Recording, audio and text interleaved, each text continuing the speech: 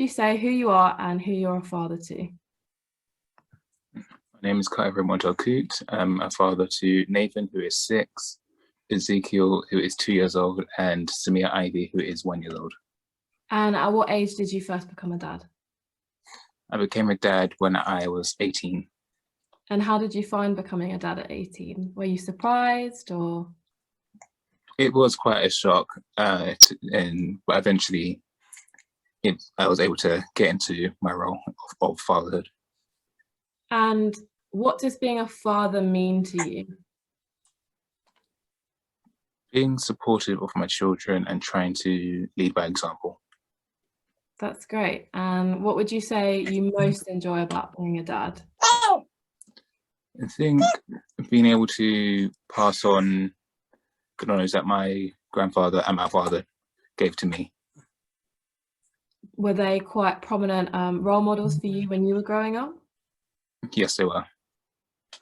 And what was one of the hardest moments you've had thus far being a father, and why was it challenging? One of the things that was challenging, so Ezekiel was a twin.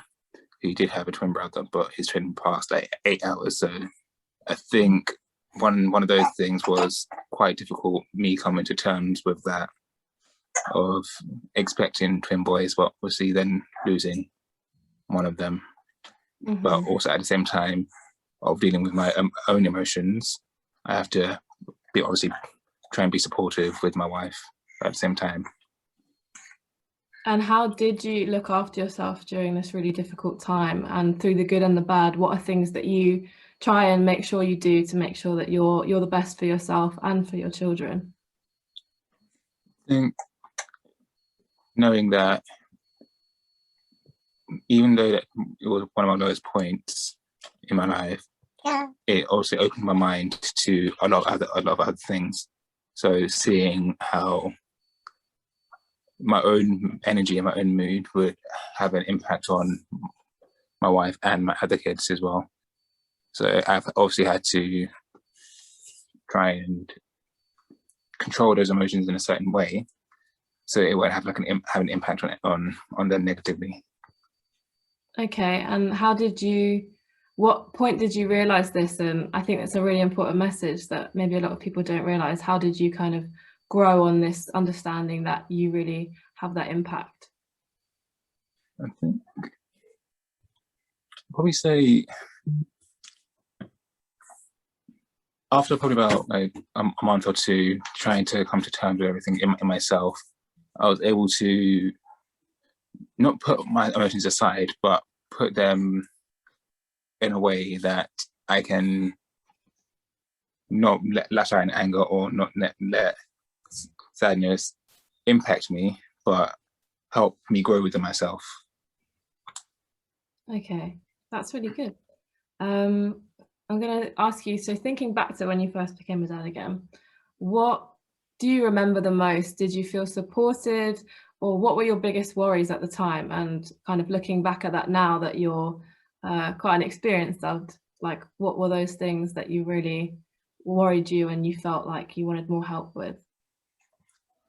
I think obviously becoming a dad at 18, I hadn't quite finished my education just yet, so I was kind of going through the fears of, will I get to finish off everything I wanted to do? Will my parents be supportive? And yes, they were very supportive of me. Regardless of me being a dad at 18, I was still getting the support that I needed at that time, and still am. Okay, that's really good to hear that they were really supportive of you. On a wider scale, why would you say, or what do you think young dads especially need support with often? I think knowing that there is a space for young dads to actually talk, because obviously as men in general, as far as I'm aware, they don't really tend to be open with their emotions, so to speak. So anything that's kind of like negative that could be upsetting to them, they don't really want to talk about it. So I think we need to, as young men in general, and especially young fathers, come to terms with being able to express ourselves. without fear of being ridiculed for it.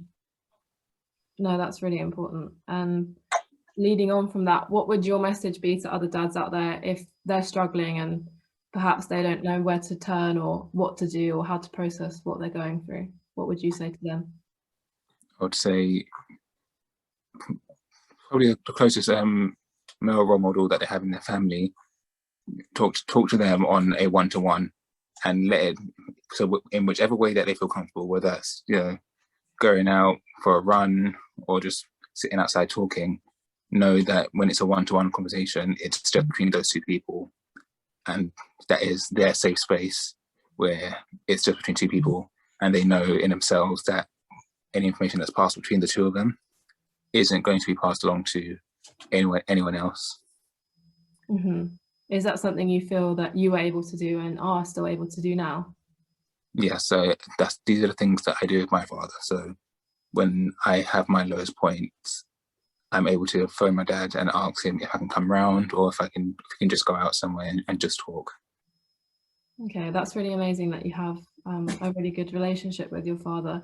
Do you think your relationship's got stronger since you became a dad yourself, or maybe it's the same?